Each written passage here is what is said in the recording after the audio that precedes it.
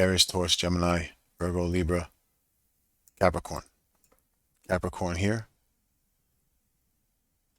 right here. As it goes along, Cancer, Leo, Virgo, and as it goes into Aquarius, Libra. Every 12 signs, going around 9 times. Okay, this is a special point. This is a hidden Libra point, right at the beginning of Aquarius. This is a hidden Libra point, just as the first decan of Aquarius is a Libra point. So this is 2 cardinal air. This is pushing air. They're going to push laws here, and that's where the swan comes into play. The swan, it's right under the neck, right at the neck, at the base of the neck. This is where Aquarius begins, at the base of the neck, under the swan.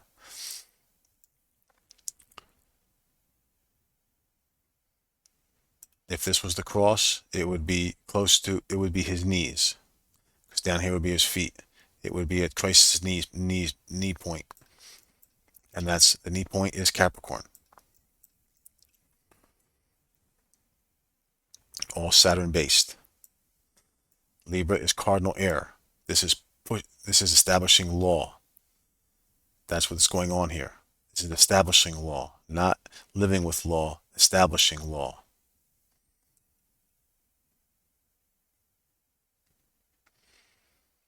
And the reason why it's so precise, again, it's the padas. Each of these is 108. Okay, each of them. Meanwhile, the Hebrew God is 216, which is double. This is 108. This is the number of padas, of feet going around here. This is the first common multiple between the sun and the moon interaction. Now the Hebrews, their God is 216, which is double 108. So what they do is they split each one of these in half and go positive, negative, good, bad, good, bad, good, bad, good, bad, good, bad, good, bad, just like that. So it becomes 2 and 1. This is half and 1. So this is 1, 2, 3, 4, 5, 6, 7, 8, 9, 10, 11, 12, 13, 14, 15, 16. Within a span of 8. So they create scenarios inside of each one of these. That's how it began. The reason why it's so important, the 2 Libra points at the beginning of Aquarius, because of the dance between the sun and the moon. The 12 months 12 months around the zodiac, for the moon's 27 days around the zodiac. Well, here you have, if you take 12, divide that by 9, you get 1 1/3. Now divide by 12. You get 1 1 1 1 1. Now divide by 9. 1 2 3 4 5 6 7 8 9 0 1 2 3. It's a continuing cycle. This is 12 divided by 9 divided by 12 divided by 9. There's a pattern. 0 1 2 3 4 5 6 7 8 9 0 1 2 3 4 5 6 7 8 9 0 1 2 3 4 5 6 7 8 9. 12 divided by 9 divided by 12 divided by 9. It goes into more random numbers after that, but you guys can do that. Just that alone. This is why the 12 and 9 are important, because there is a pattern between the two. Now, all of this is about the beast. All of this is about the beast. The egg, cosmic egg, wants to birth the beast. What is the beast? I'm going to show you. This here is level 1 of the beast. This is what you expect it to be. All right? This is not what it is. But this is level 1. This is the exoteric. This is what they want you to think. It's something that comes out of the ground. Let me show you what the real beast is. Everyone, this is what they want you to be so afraid of. This is the beast.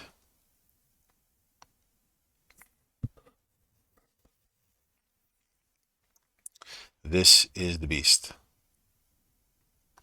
Who is this? Hathor. Hathor and every feminine goddess there is. This is what they want you to be afraid of. Okay? I'm not playing. This is what they want you to be afraid of. Why? Modern Vedic. Because in Vedic, they have it as this. The crocodile under the ear. Oh yeah, by the way, that's what this is. It's an ear. This is the pulse behind the ear. This is Shravana Nakshatra. This is the Nishta. This is Shravana. I forgot to tell you that. So again, this is Capricorn. This is the crocodile. This is the gator. This is the gator. This is the gator. Okay. Phoenician wordplay. Hathor is often portrayed as a beautiful woman or a cow, emphasizing her feminine, nourishing traits. Both depictions feature her with her horns and a sun disk. Sometimes she's represented as a lioness, a cobra, uraeus, or a sycamore tree. So she is also a cow. Hathor was the goddess Isis, the feminine energy of Egypt before Isis. When Isis came along, it became um, Isis and Osiris. But with Hathor, it was Ra. It was the evil one. Osiris fought with Ra, and then afterwards Set fought with Osiris. This is all paperwork for a kingdom. That's all this is. It's paperwork for a kingdom. When you think of it that way, it makes a lot more sense. It's just rules, imagery to stand that the ruling elite stand under for the people to see what the ruling people want them to see. That's all it is. But it all based on astrology. It all comes from the East. And she was the cow. Well, ladies and gentlemen, in Vedic culture, Shiva rides the cow. This is the same cow who attacked uh, Shakti in her human form before she realized who she was and then stopped and bowed to her. Okay, that's part of the story, but the real power is in the bull. Taurus the bull. Taurus the bull is Venus, and Venus is the life equation. The planet Venus, its orbit, its characteristics, its relation to the Earth, and its progress in our charts hold the life equation. They don't want you to know this. They do not want you to know this. And because of this fact, they call her the beast. They bury her. They create situations where a third masculine god defeats the first masculine god, which would be if which would be the feminine's father. So she is the daughter. So she's always the daughter of someone else who becomes the wife of the ruler for this age or this kingdom. She's the nourisher. See down here, the cow udders. She's the nourisher. This is why I stopped eating beef. I stopped eating meat. Because I'm paying respect to this. This is why Indians don't This is why the Indian culture respect the cow, because it represents the growth equation. Only the woman can create life. The bull cannot. The Taurus bull cannot, because I'll get to that in a future video. But it's the Taurus bull in the constellation is ruled by Venus. It's the house of Venus. And Libra is also ruled by Venus. They are controlling Venus so that they control what they grow.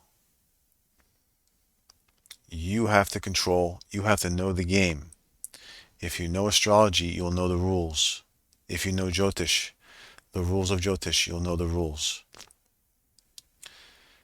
If something bad happens to you that day, do not blame God because you're blaming your nourisher. Blame the people who take away your nourishment. Blame the people who on one specific day created one specific tragedy based on a ritual that I showed you before. This is the beast. Right here. This is the beast. This is also, here you have Pisces. This is Jupiter in Pisces. This becomes Poseidon. Okay? Jupiter in Sagittarius. This becomes Zeus. This is Zeus, the thunder. Okay? This is where his religion comes from. When the three brothers overthrew the Titans and became the Olympians, okay, the three brothers drew lots. Hades drew the short lot. Poseidon got the seas. Zeus got the sky and the thunder. And Hades drew the short straw. Okay? He did not get the earth. He got the underworld. He didn't get the earth because they knew the earth is taken. The earth is not for them to give. The earth is not for them to rule over. The earth is for, they rule over people. They don't rule over the earth. Even in the myths. They sent Hades to the underworld. In the underworld is where the gods die. He was banished there. He was never allowed to return. In the underworld is where they die. He was never to be seen again. Look at this. Look, Hades. Okay? There's nothing about him that's special. In Poseidon, he has the water, he has the trident. He has the rushing waves, he has the trident. Zeus has the thunderbolt and the clouds. What does Hades have? Hades has a three-headed dog. That's it. His spear is different in every depiction. He has nothing. These are all just fanciful colorings of him. This is nothing. This is not Hades. Hades, god of the underworld, of the dead and of riches. Hades is one of the most important gods of Greek mythology, portrayed as merciless, unpitying, but just. Hades meted out punishment to the dead. Hades' symbols include keys, cornucopia, the serpent, black horses, cattle, cap of invisibility, the helm of Hades, and Cerberus, the three-headed dog. Hades' most famous myth involves the abduction of Persephone, which led to the origins of the seasons. He remains devoted to her and rules the underworld with her. Notice the woman gave him power, gave him value. It's his most famous myth.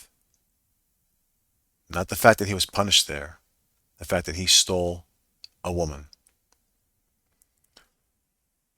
Although often depicted as evil in modern times, Hades was among the most evenly keeled of all the gods, and while he was feared, he was also highly respected. How can that be if